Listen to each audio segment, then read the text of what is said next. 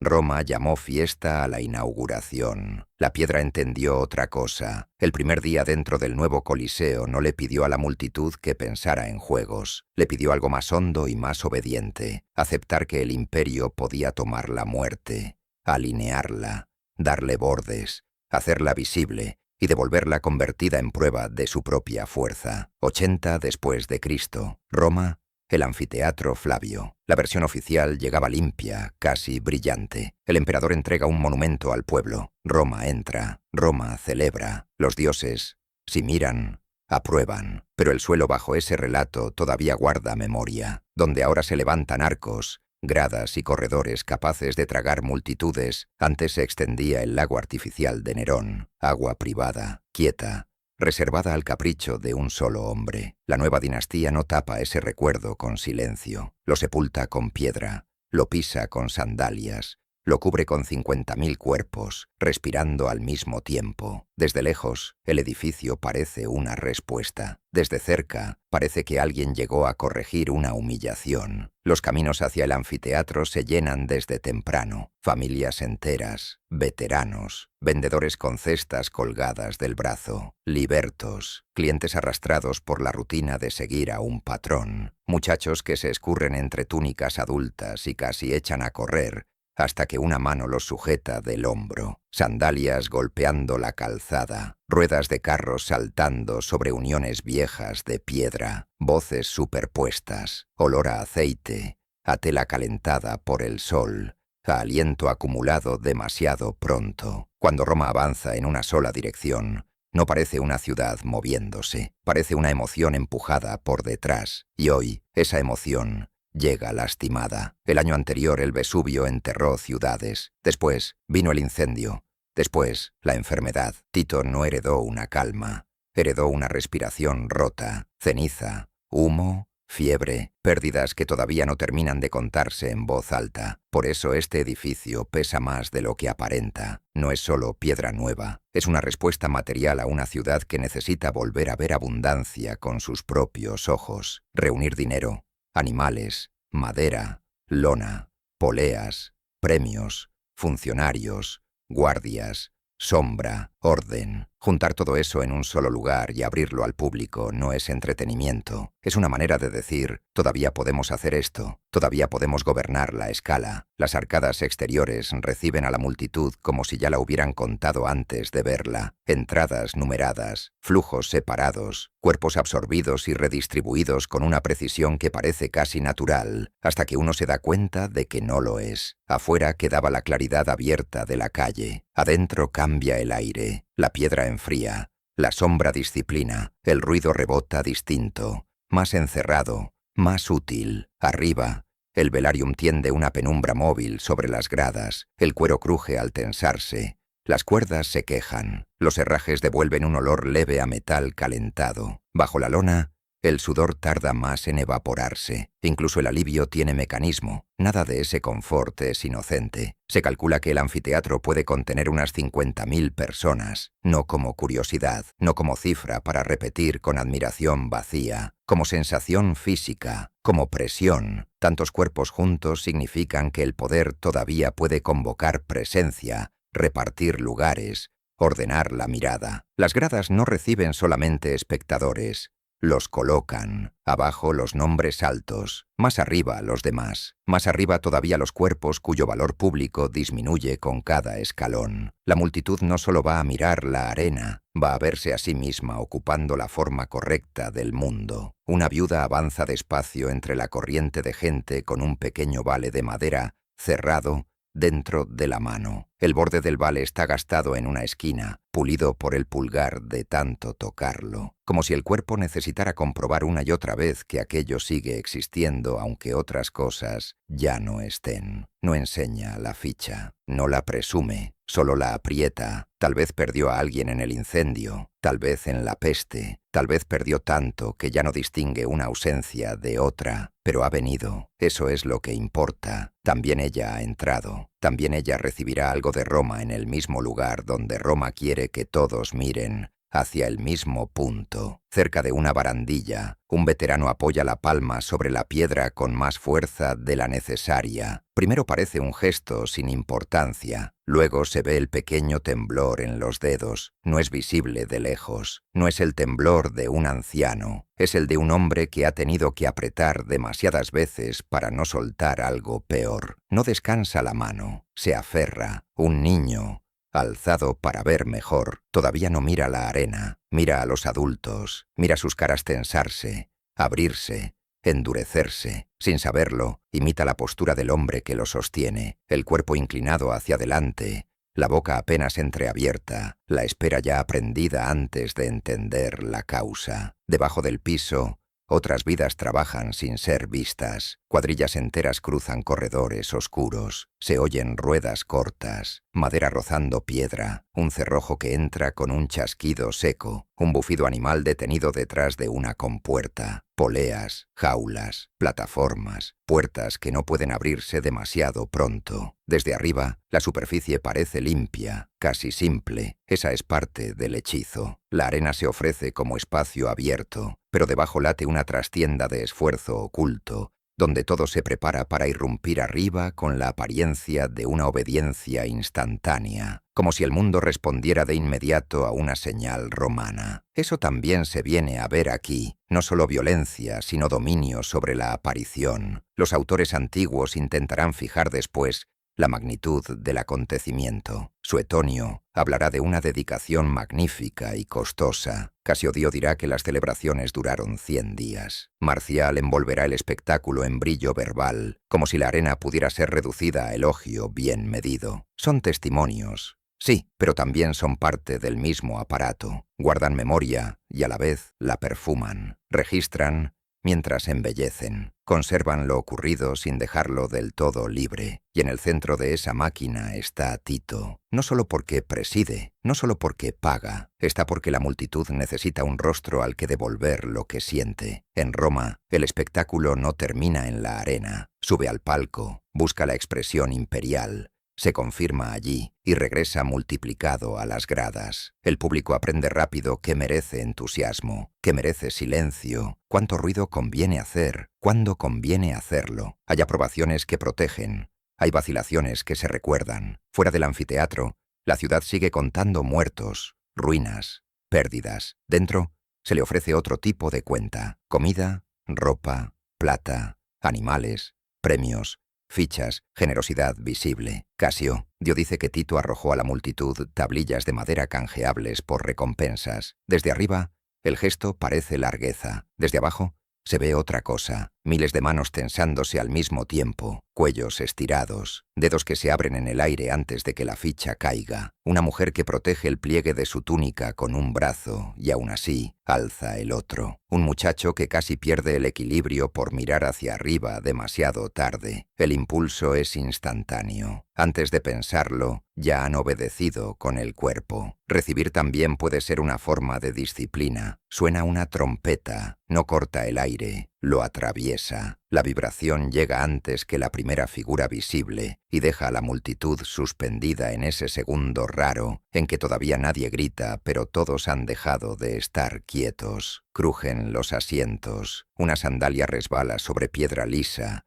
y alguien suelta una maldición ahogada. Un vendedor intenta cerrar una última venta a media voz y su propia voz le suena fuera de lugar. Desde una compuerta baja llega el golpe sordo de algo pesado moviéndose al otro lado. Entonces el edificio empieza a decir la verdad sin necesidad de explicarse. No han venido solo a ver hombres pelear, han venido a ver animales arrancados de los bordes del mundo. Han venido a ver castigo vuelto programa. Han venido a ver mito representado con cuerpos reales. Han venido a sentir que no hay distancia, criatura ni destino, que Roma no pueda traer, encerrar, ordenar y exhibir si así lo quiere. Por eso el edificio importa tanto como lo que ocurrirá dentro de él. La arena espera rastrillada, lisa, casi impecable, como si una superficie limpia pudiera prometer inocencia, pero las puertas cerradas guardan ya un temblor. Bajo la sombra movediza del toldo, la multitud se inclina un poco más. La viuda hunde la uña en el borde pulido de su vale. El veterano no despega la palma de la piedra. El niño, que hace un momento miraba a los adultos, ahora mira la compuerta sin pestañear. En unos instantes empezará el inventario del poder. Animales primero, escala primero,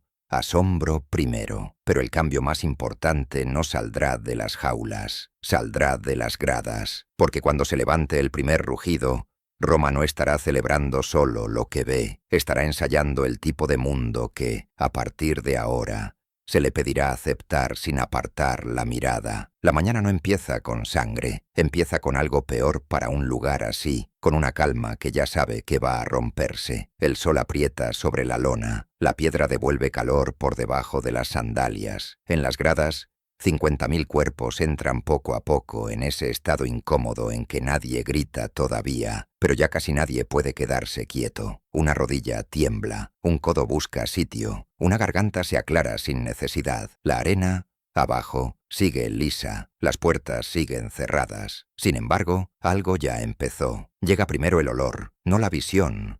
El olor, heno húmedo, estiércol fermentado en encierro, pelo caliente, serrín fresco tirado con prisa para secar, cubrir, callar. La reacción corre por las filas en pequeñas sacudidas, narices que se fruncen, hombros que avanzan, una risa corta, mal colocada, de esas que nacen cuando alguien quiere decidir demasiado pronto que todo esto será divertido. Un hombre se tapa la nariz con 2 dedos y no aparta los ojos de la compuerta. Una muchacha arruga la boca, luego sonríe porque todos alrededor ya están mirando hacia el mismo sitio. Entonces, una puerta cede, no se abre, cede, hierro contra piedra, un cerrojo arrancado hacia atrás, madera que se queja de golpe. La abertura negra aparece al fondo de la arena como una herida rectangular, y de esa oscuridad sale algo pequeño, rápido, nervioso, una bestia menor que cruza el círculo con una velocidad casi ridícula, demasiado viva para la solemnidad del lugar. La multitud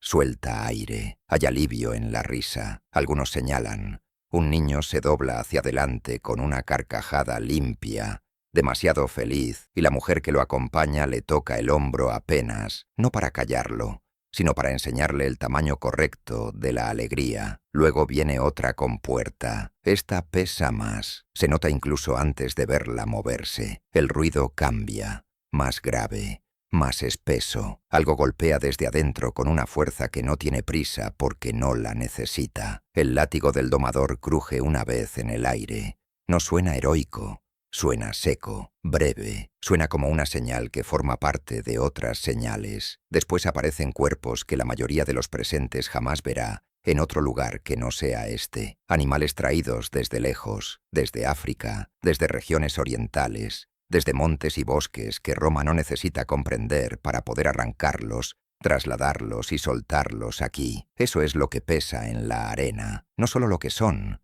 que hayan llegado.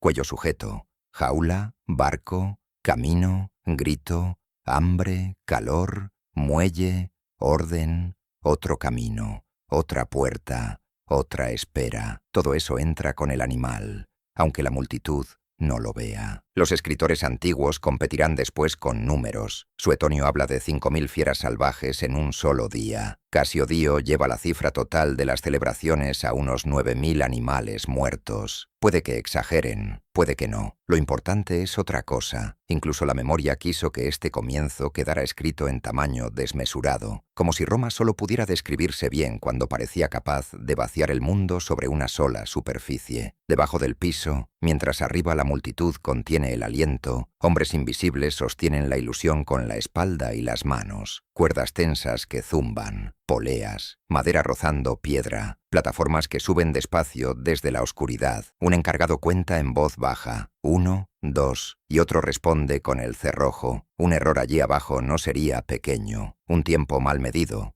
una puerta abierta antes una traba que no entra, y todo el orden magnífico de arriba enseña los dientes. Pero arriba no debe verse el esfuerzo. Arriba todo tiene que parecer repentino, como si la tierra misma hubiera aprendido a obedecer. Una jaula emerge. La sombra del animal entra en la luz antes que su cuerpo entero. Por un segundo solo se ve eso, una forma viva partida por barrotes, subiendo hacia el día mientras la multitud la recibe con ese murmullo grueso que todavía no es grito y ya no es silencio. El animal pisa la arena y tarda menos de un instante en entender que no hay salida. Gira una vez, dos, cabeza alta, costados tensos. El domador mantiene la distancia justa. Algunos espectadores se ríen del primer cambio de dirección, como si el desconcierto también formara parte del programa. Cerca del borde, el veterano de antes ya no apoya solo la palma sobre la piedra, ahora la ha cerrado. Los nudillos se le marcan blancos. Más arriba, la viuda con el vale no parpadea cuando el animal se revuelve contra el círculo vacío que lo rodea. Solo aprieta con el pulgar el borde gastado de la ficha una vez más, como si en esa presión hubiera un pensamiento que no quiere compartir con nadie. El niño,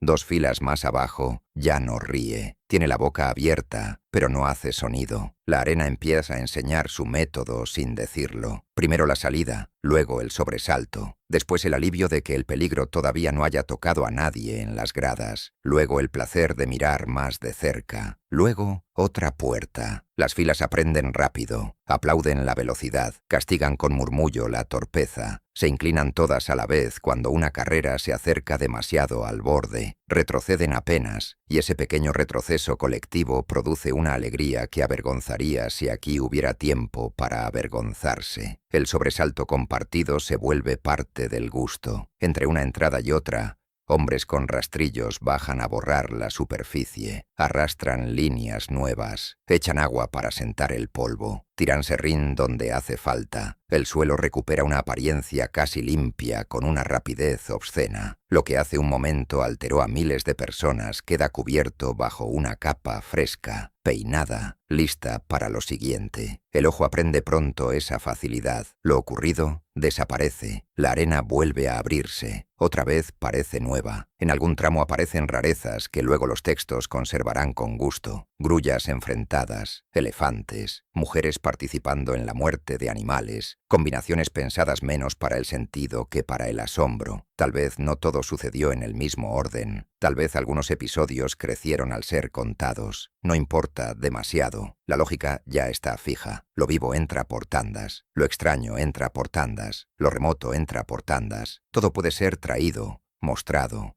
excitado, agotado, reemplazado. Y entonces caen los regalos. Primero una ficha, luego varias. Pequeños rectángulos de madera lanzados desde arriba. Comida, telas, plata, bienes, premios, promesas materiales convertidas en vuelo breve. La multitud se rompe de inmediato en reflejos bajos, cuellos estirados, codos tensos, manos que salen disparadas antes de que la cabeza termine de pensar. Un muchacho ve una pieza caer cerca de su fila y se lanza con tanta hambre que durante un segundo parece juego. Alguien se ríe, luego ya no, cae mal. La boca le da de lleno contra el borde de piedra. El golpe suena pequeño, pero suena. Cuando levanta la cara, tiene el labio abierto. No llora. Ni siquiera se toca primero la sangre. Mira el puño. Lo mantiene cerrado. Solo cuando comprueba que la ficha sigue dentro, respira. Su madre gira hacia la hermana menor para cubrirle los ojos, pero llega un segundo tarde. La niña ya lo ha visto todo. El golpe, la sangre, el puño cerrado. Y lo peor no es eso. Lo peor es que también ha visto cómo 2 hombres cercanos miran primero la ficha y después al chico. La mañana sigue. Otra puerta, otro animal, otra oleada de ruido. Pero algo ya ha cambiado en las gradas. El asombro ya no viene solo de la rareza o del tamaño. Empieza a venir de la costumbre con que todo puede repetirse. Salida, carrera, murmullo, rugido, borrado, premio, otra vez. El ritmo entra por el cuerpo antes que por la idea. Para cuando el sol sube un poco más, una parte de la multitud ya sabe responder sin pensarlo. Creerán que están teniendo un día de celebración. Creerán que han venido a distraerse, a aliviarse, a ver la abundancia volver después de la ceniza, del incendio, de la fiebre, y algo de eso hay, por eso funciona. Pero la mañana está haciendo otra cosa al mismo tiempo, algo más silencioso y más útil. Está enseñando cuánto puede verse, cuánto puede aceptarse, cuánto tarda un sobresalto en convertirse en costumbre cuando hay sombra, orden, premios y miles de personas respirando alrededor, como si todo esto fuera la forma natural de un día feliz. Cuando llegue el mediodía, el anfiteatro no tendrá que empezar de cero. La parte más difícil ya estará hecha. Las gradas habrán aprendido a quedarse y a mirar otra vez. Al mediodía, el anfiteatro suelta un poco la mandíbula y ahí empieza el peligro. La mañana ya ha hecho lo suyo. Puertas, bestias, sobresaltos, risas, fichas lanzadas desde arriba, arena peinada otra vez como si aquí nada costara demasiado. El público ha comido, ha bebido, ha hablado encima del ruido. Hay pan aplastado bajo las sandalias y manchas oscuras de vino secándose en la piedra. El toldo se ha movido con el sol y ahora la sombra cae distinta, más corta, más dura. Ya no parece un favor, parece gestión del calor. Desde lejos, las gradas dan impresión de descanso. Desde cerca, dan otra cosa. La gente se ha aflojado lo suficiente para quedarse. Abajo, la arena vuelve a vaciarse con esa rapidez obscena que empieza a parecer natural,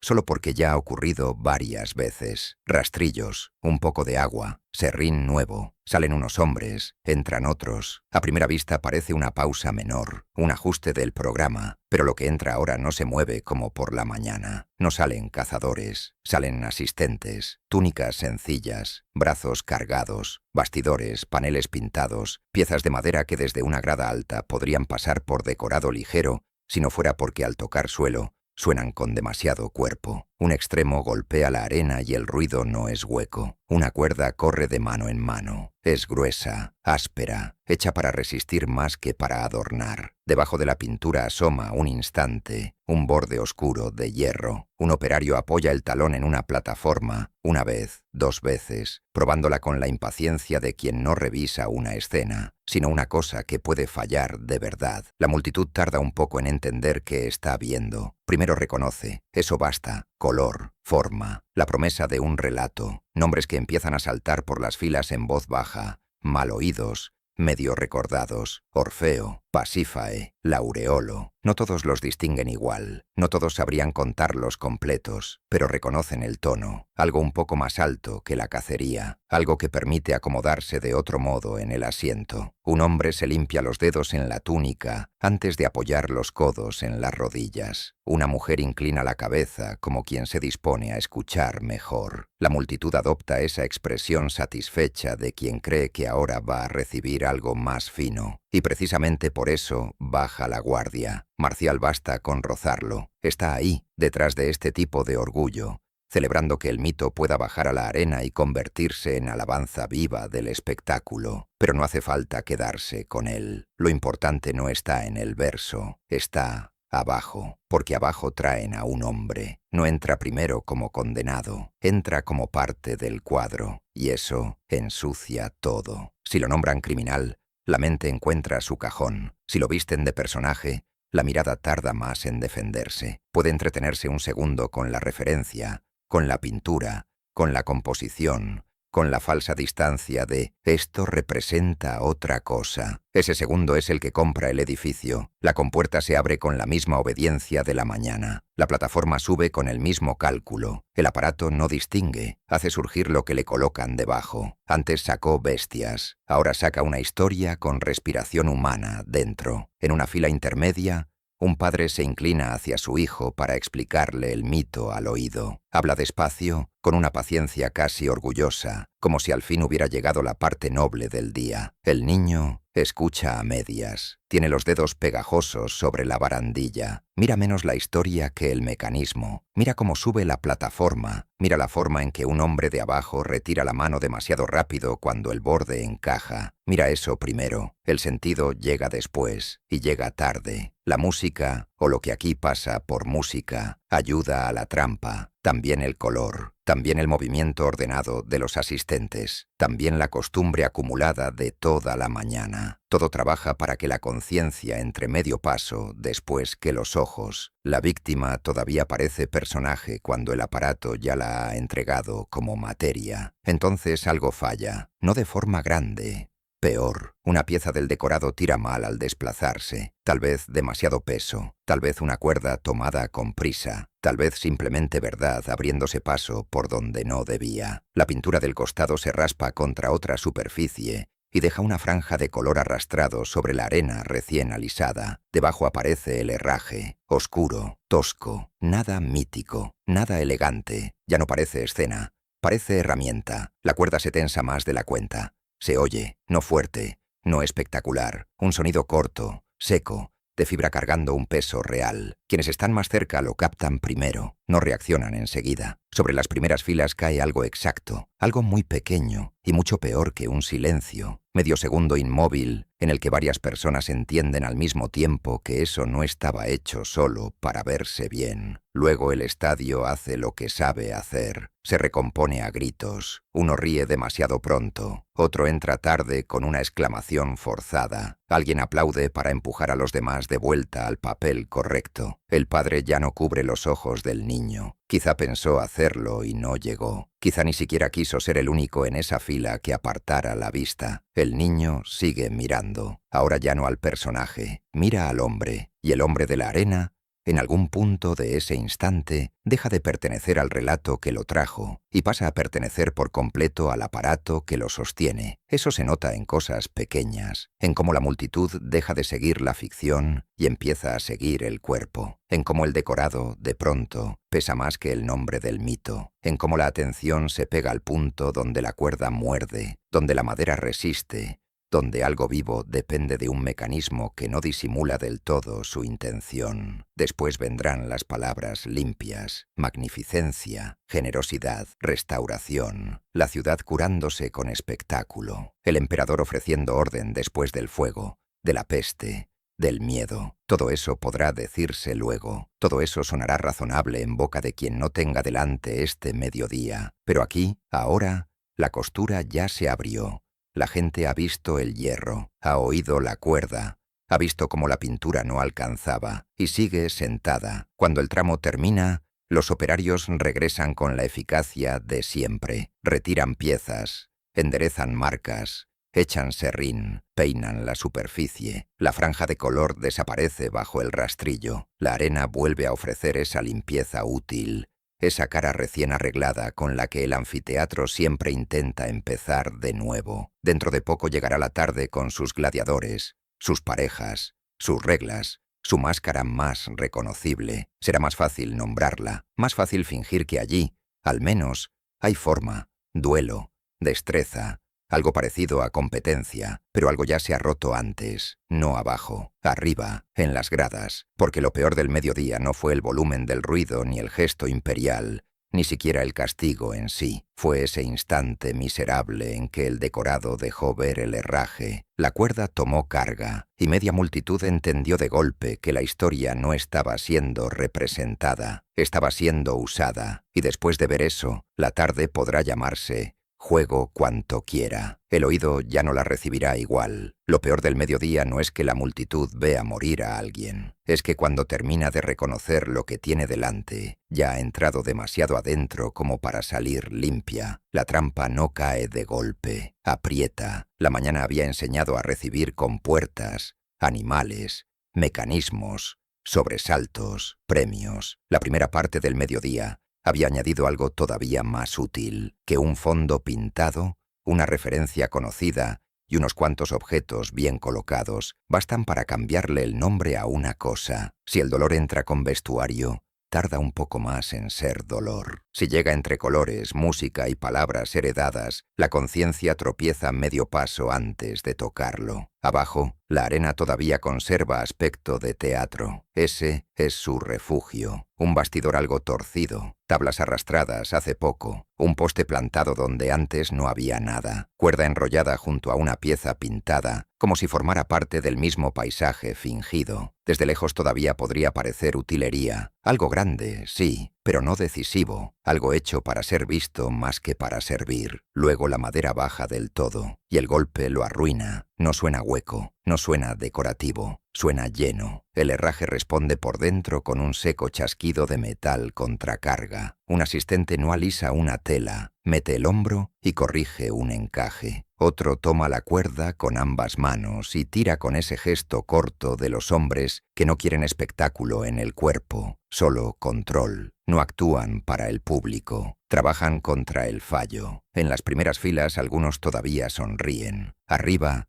donde la distancia protege un poco más, la escena conserva un instante extra de inocencia. Ese instante dura casi nada. Marcial basta con una sola rendija. No hace falta traerlo entero, basta ese elogio suyo, tan satisfecho de lo que Roma es capaz de volver visible, no una cruz fingida. La frase cae sobre la arena mejor que cualquier comentario, no explica, delata. Quería celebrar el realismo del espectáculo y dejó algo peor, 4 palabras en las que el barniz ya viene roto. No una cruz fingida, la multitud todavía no lo sabe del todo, pero el verso ya está allí, escondido en el mecanismo como un clavo. Llevan al hombre al centro, no lo empujan de manera brutal, esa es parte de la vileza. Tampoco entra con la claridad seca de un reo conducido al castigo. Entra atrapado en el punto más sucio entre ambas cosas, todavía vestido por la escena, todavía usándosele el cuerpo para que parezca personaje un momento más. Eso le roba incluso la nitidez de la condena. Quien mira puede retrasar un segundo la comprensión, puede fijarse antes en la postura, en el lugar donde lo detienen, en el dibujo general de la composición. Puede seguir llamándolo historia. En una fila media, una mujer parte un higo seco con las uñas para dárselo a la joven sentada a su lado. Quizá es hija, quizá sobrina, quizá solo ha venido con ella. La muchacha extiende la mano sin apartar los ojos de abajo. La fruta pasa de unos dedos a otros como pasa cualquier cosa durante una pausa. Un gesto mínimo, doméstico, casi absurdo de tan pequeño frente al tamaño del edificio. Luego el poste termina de afirmarse. La cuerda sube otro poco. La mujer se queda con la otra mitad del higo suspendida en el aire. No la ofrece, no la retira, no se la lleva a la boca. Solo se queda así un instante, con el brazo quieto, como si el cuerpo hubiera entendido antes que la cara que ya no estaban en un descanso. Ese instante se pega, porque lo que empieza a hundir la escena no es el ruido, es la precisión. La madera encaja donde debe, la cuerda entra donde debe. Un asistente ajusta una unión con la rapidez de quien ha hecho eso antes. El poste no adorna, el poste toma peso, la cuerda no sugiere.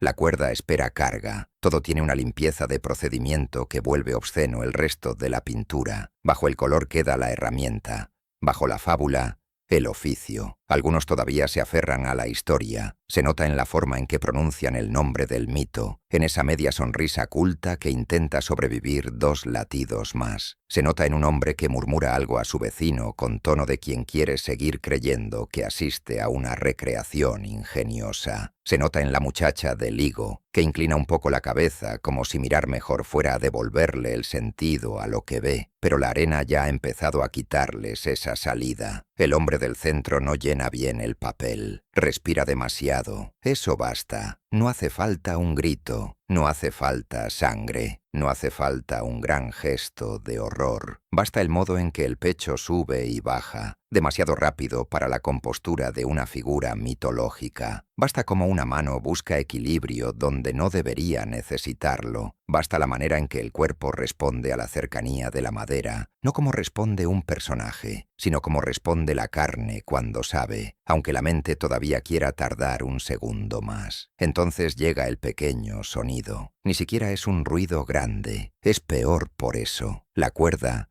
ya tirante, suelta un gemido corto de fibra cargada. Lo oyen primero los que están cerca, no reaccionan enseguida. Se produce sobre las filas bajas esa pausa brevísima y exacta, en la que varias personas entienden al mismo tiempo una cosa muy concreta. Lo que tienen delante no está hecho para parecerse, está hecho para aguantar. La mujer del higo cierra la mano. La fruta blanda se aplasta dentro del puño. La muchacha a su lado no mira la cara de la mujer. Sigue mirando abajo, pero ha dejado de mover la mandíbula, como si masticar en ese momento la volviera visible de una forma que no quiere. 2 filas más atrás, alguien suelta una carcajada demasiado tarde. Suena mal, no porque sea fuerte, porque cae donde ya no debe. Otro intenta seguirla y la abandona en mitad del aire. El ruido del estadio no desaparece, se estropea. Eso corre por las gradas más rápido que cualquier explicación. No como pánico, como vergüenza mal distribuida. Hay quienes todavía miran con hambre,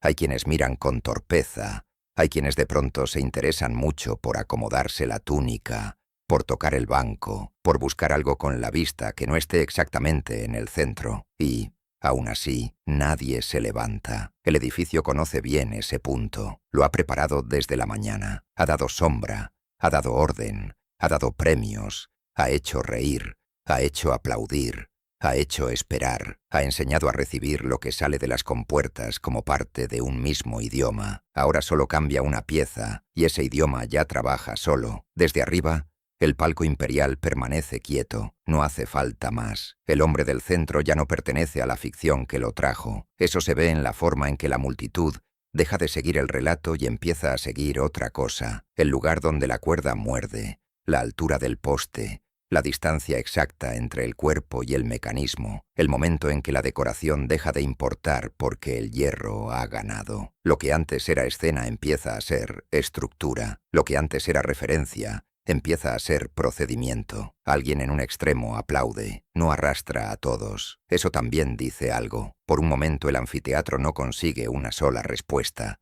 sino varias a la vez. Unos gritan, otros callan, otros se ríen con la boca seca, otros buscan entrar de nuevo en el papel correcto demasiado tarde. La unidad del público se resquebraja apenas, una grieta fina, pero visible para quien mire de cerca. No dura mucho, nunca dura mucho aquí. El lugar sabe reabsorberla, pero existe, y existe justo cuando la madera, la cuerda y el cuerpo han terminado de decidir el sentido de la escena. Después, el tramo avanza. Avanza porque tiene que avanzar. Ese es quizá el golpe peor. No hay catástrofe visible que lo interrumpa. No hay escándalo que rompa la maquinaria. El programa sigue. Los asistentes se mueven con oficio. La disposición de los objetos mantiene su falsa elegancia hasta el final. Precisamente por eso la herida entra tan hondo, porque nada se descompone del todo, porque el procedimiento resulta limpio, porque el edificio logra pasar por encima del instante en que una parte del público entendió.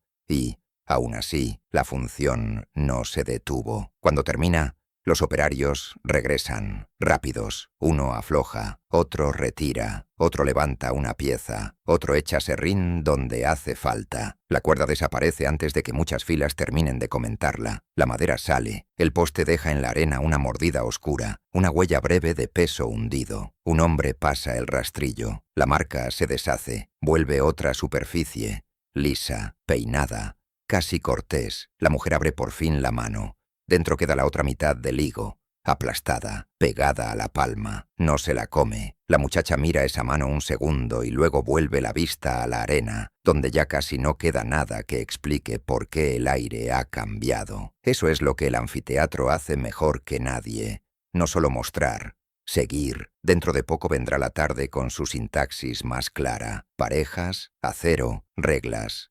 Nombres, destreza, choque más fácil de llamar combate. Muchos respirarán mejor con eso. Se agarrarán a esa forma conocida como quien encuentra una barandilla después de haber pisado mal. Allí habrá técnica. Allí será más sencillo fingir una frontera, más sencillo decirse que esto pertenece a otra categoría. Pero el mediodía ya ha dejado algo pegado debajo de todas esas palabras. Ahora las compuertas pesan de otro modo. Ahora la pintura ya no cubre igual. Ahora, cuando aparezca el siguiente orden de cuerpos en la arena, una parte de las gradas sabrá, no como idea, sino como sensación guardada en la nuca, en la mandíbula quieta, en la fruta aplastada dentro de un puño, que hace un momento el teatro perdió la piel y dejó asomar lo que llevaba debajo, y nadie se movió. La tarde entra como entra el agua en una quemadura, no cura, pero enfría lo bastante para que la gente vuelva a tocarse sin apartar la mano. Después del mediodía,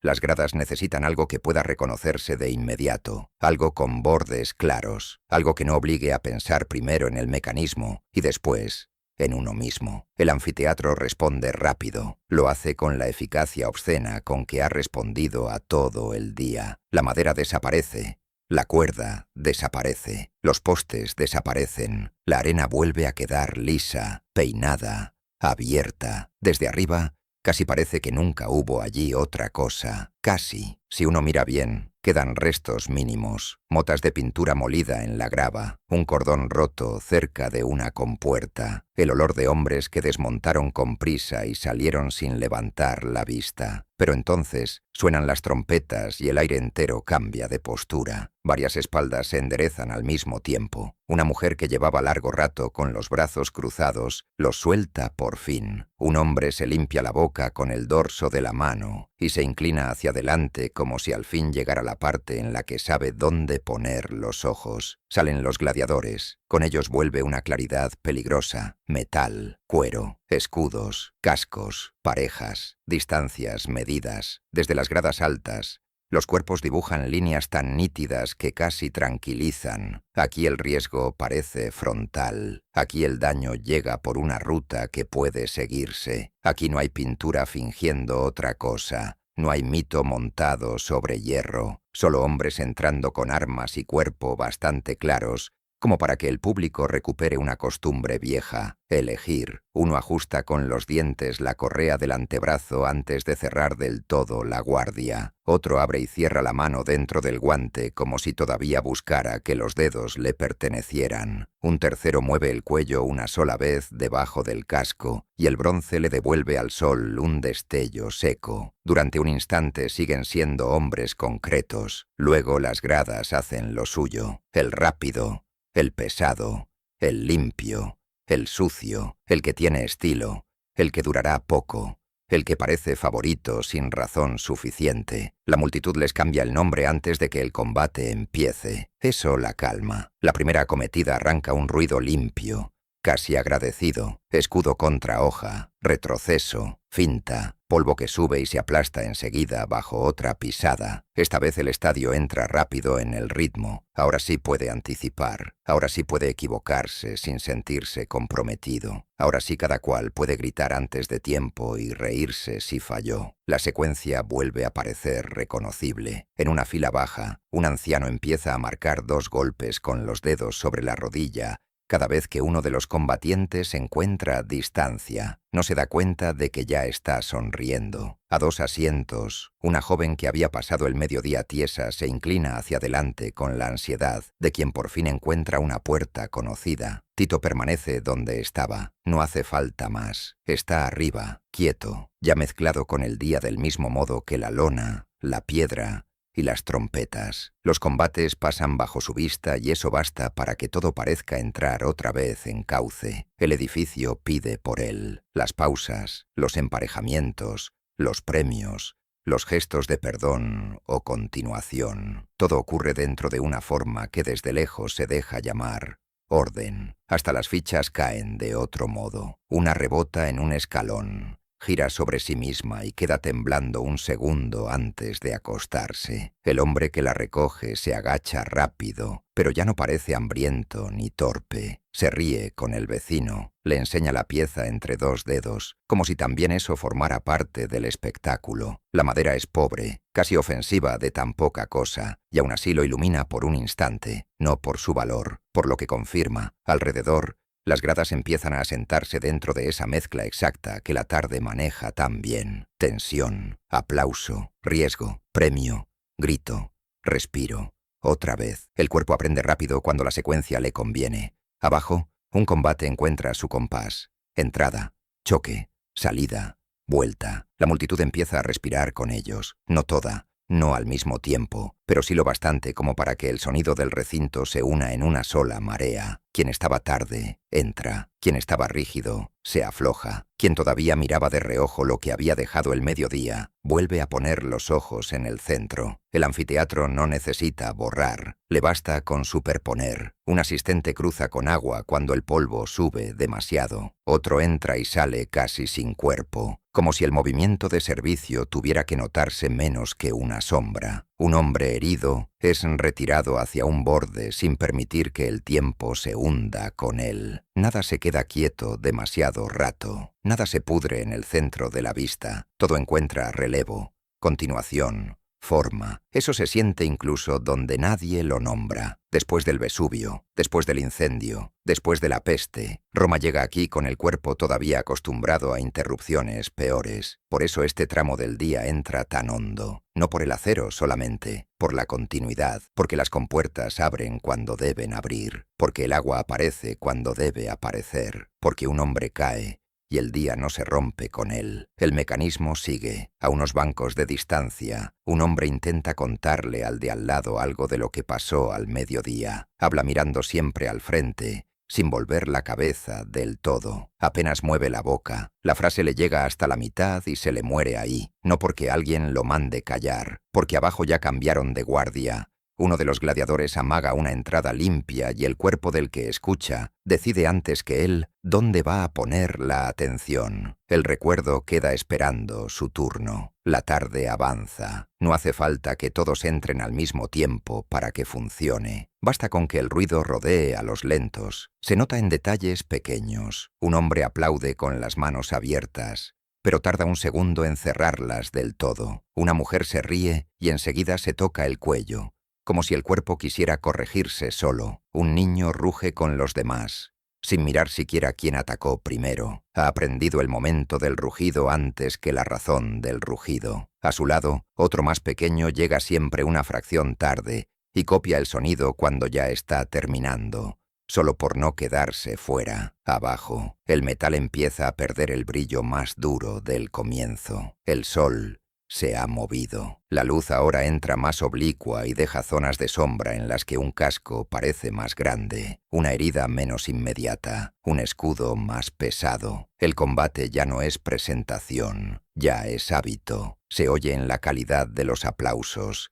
que dejan de ser explosiones aisladas y pasan a parecerse a un pulso. Se ve en la forma en que los cuerpos de las gradas acompañan sin pensar, una inclinación común, un respiro común, el pequeño balanceo de miles de torsos cuando un hombre evita el golpe por apenas nada. Entonces llega esa imagen, no grande, peor por eso. En uno de los últimos intercambios, un escudo recibe el golpe con mal ángulo. Primero no se ve, se oye, un chasquido seco, el cuero de una correa que revienta por dentro. Después el escudo cae de canto, golpea la arena y, en lugar de vencerse enseguida, queda girando sobre el borde un segundo largo, limpio, casi absurdo. Todo el anfiteatro lo mira, hasta los que venían tarde lo miran. El combatiente, de pronto, queda con el brazo desnudo de una forma que un instante antes parecía imposible, como si alguien le hubiera quitado no una pieza del equipo, sino una costumbre del cuerpo. Nadie grita enseguida. Ese segundo se sostiene solo. El disco sigue girando,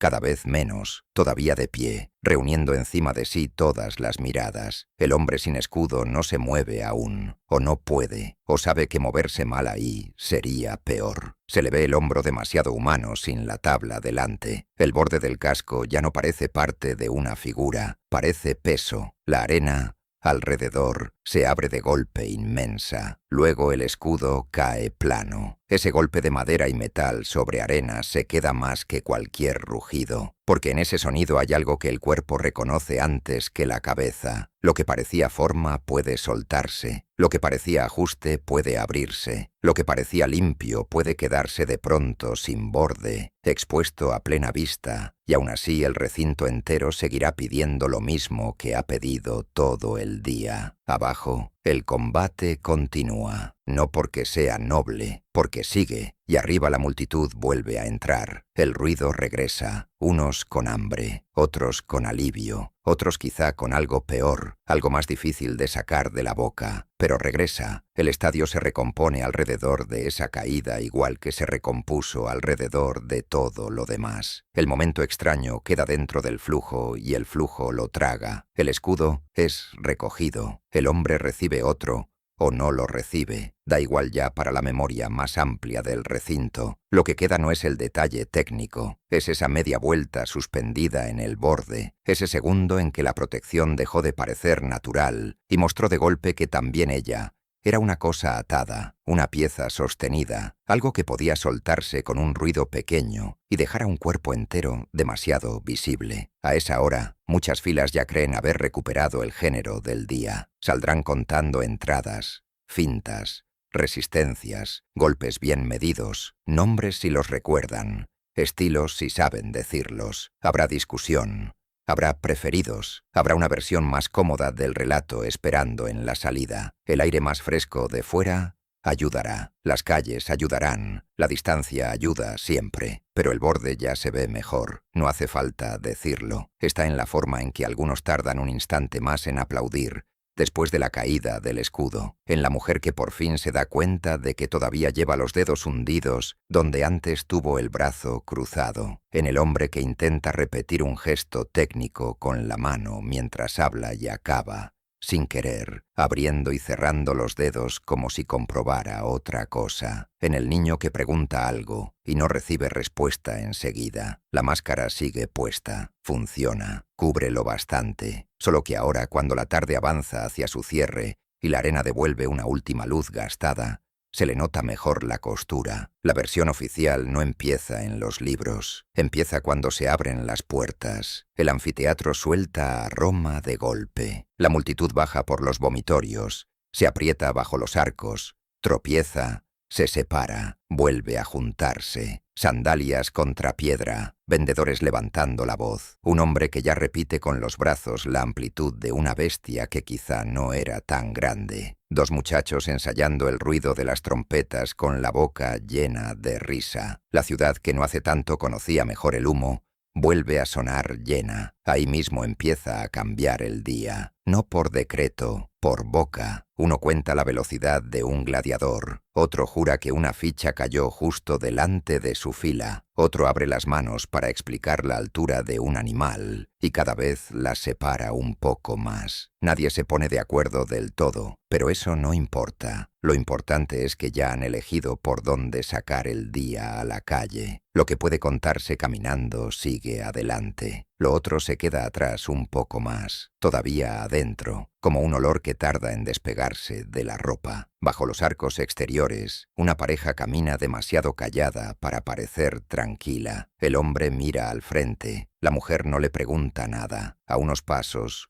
un muchacho intenta contar la escena del mediodía a dos amigos. Empieza con seguridad, dice el nombre del mito, dice, parecía que... Ahí se frena, hace un gesto raro con la mano, como si fuera a dibujar algo en el aire y no encontrara forma. Uno de los otros se ríe para ayudarlo, o para sacarlo de ahí. El muchacho acepta el puente y cambia de tema solo un poco, lo justo para caer en un gladiador que entró limpio. Los otros respiran con él. Eso también sale a la calle. Lo que se puede decir, lo que cuesta más. Una mujer se detiene bajo una luz inclinada de la tarde para sacudir el hombro de un niño. Al hacerlo ve una escama mínima de pintura azul pegada a la tela. La toma entre dos dedos. Es casi nada, una astilla plana, del tamaño de una uña rota. La mira solo un segundo. El niño sigue hablando del escudo que cayó, del ruido, de cómo todos miraron. Ella sopla sobre la escama para quitarla y no sale. Tiene que rasparla con la uña. La pintura se quiebra y una parte queda prendida un momento en la yema. Sigue andando. Más allá, un vendedor ya ofrece vino aguado y pan a los que salen excitados, como si supiera que la memoria trabaja mejor con algo en la mano. Un anciano corrige a un joven sobre un intercambio de la tarde. No discuten si el día fue terrible o magnífico. Discuten un paso, un ángulo,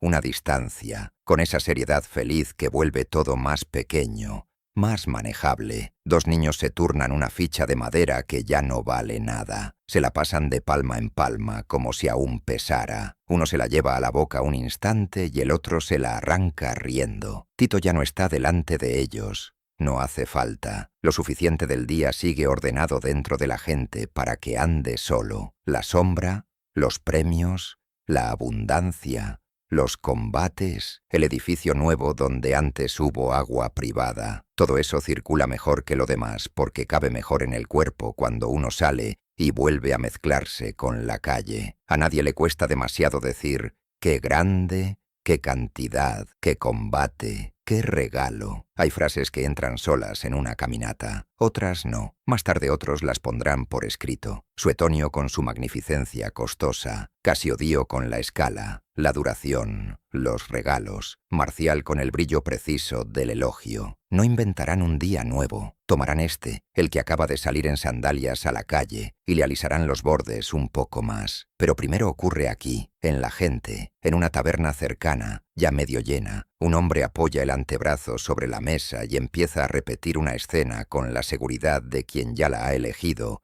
como la versión que más le conviene. Habla de un animal, luego de la ficha que casi atrapó, luego de un golpe de la tarde que, según él, se oyó en todo el mundo. Los otros lo siguen, cada uno pone una pieza, nadie vuelve al centro incómodo del día, no porque lo hayan pactado, porque la conversación ya encontró otro cauce, y moverse dentro de él resulta más fácil que meterse en el barro. Un poco más lejos, otro hombre sí intenta volver. Baja la voz para hacerlo, aunque nadie se lo pida. Dice que en el mediodía hubo algo raro con la escena, algo en la madera, algo que por un momento se queda ahí. Mira el vino, hace una seña corta con 2 dedos, como si apretara una cuerda invisible. El otro lo mira, entiende lo suficiente, y en vez de pedirle que siga, le pregunta por un gladiador de la tarde. No lo contradice, no lo niega, solo le abre una salida. El hombre la toma. En otra calle, una familia ya va de vuelta al barrio. El padre repite el nombre de un mito como si lo estuviera ordenando para conservarlo mejor. La madre escucha a medias. Lleva todavía un poco de polvo claro en el borde de la sandalia. La hija menor pregunta si mañana habrá más. El hermano mayor hace el gesto del pulgar que vio hacer a otros, aunque no entendió del todo cuándo debía levantarse y cuándo no. La madre le baja la mano sin brusquedad,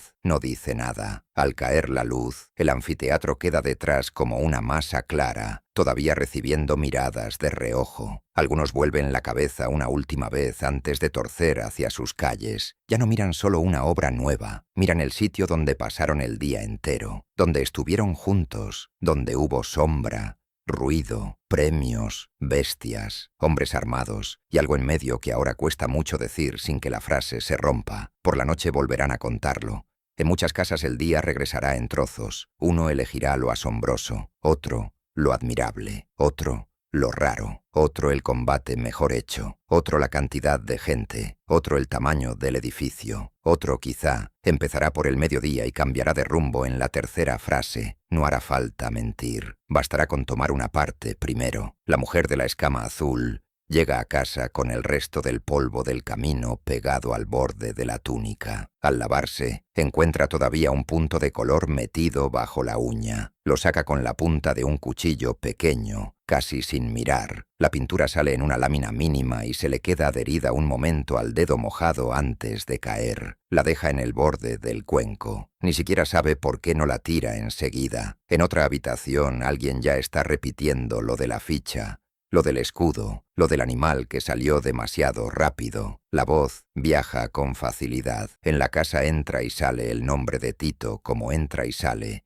el nombre de un hombre que dio algo grande al pueblo. Afuera, en otras casas, pasará lo mismo. Unas bocas escogerán la maravilla, otras la abundancia, otras la destreza, otras esa comodidad extraña de poder decir que Roma todavía puede reunir piedra, cuerpos, orden y ruido en una sola forma. La pequeña lámina azul sigue en el borde del cuenco. Parece nada, un resto seco, una cáscara, una mota de teatro traída a casa sin querer. Si uno la mira sola, No explica nada, pero ahí está. Eso bastó durante todo el día. Un poco de pintura sobre madera, un nombre conocido, una multitud cansada, una salida llena, un recuerdo escogido antes que otro, y luego la calle haciendo el resto. No fueron 5 minutos de reloj, fueron 5 minutos de cuerpo, 5 minutos de ese tiempo raro que no avanza igual, cuando una multitud entiende algo un poco tarde y, aún así, no se mueve. El Coliseo pudo dar animales, premios, combates, sombra,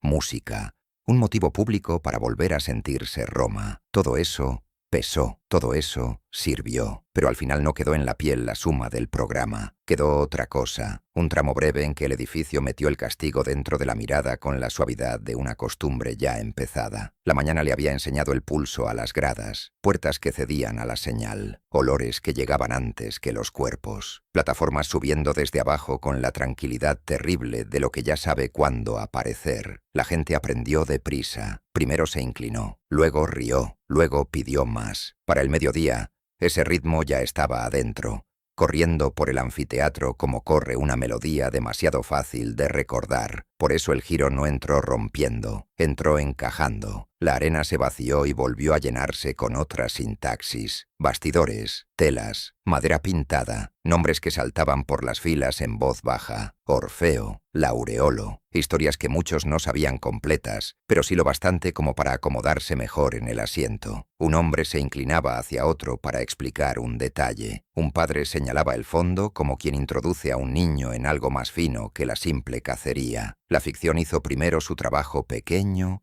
doméstico, casi amable, y aún así había señales, no grandes, las peores nunca lo son. La madera bajaba con demasiado cuerpo. La cuerda no colgaba, esperaba. Debajo de la pintura contestaba un metal seco. Los asistentes se movían con la economía de hombres que no quieren adornar nada, solo ajustar. Eso era lo peor del mediodía. No la histeria, sino la limpieza. Nada entraba como accidente. Todo llegaba con la calma de una cosa preparada desde antes. En algún momento llevan al hombre hasta el centro. Todavía hay margen para la multitud. Todavía puede decirse que ve un personaje antes de aceptar que ve otra cosa. Esa demora es mínima, medio latido, pero ahí cabe todo. Un niño, subido en un escalón para ganar altura, pregunta algo que su padre no termina de responder. El hombre le deja la mano en el hombro, no para apartarlo, tampoco del todo para protegerlo. La mano se queda ahí como si todavía no hubiera decidido qué clase de gesto es. Abajo, la maquinaria repite la gramática de la mañana. Se abre una junta,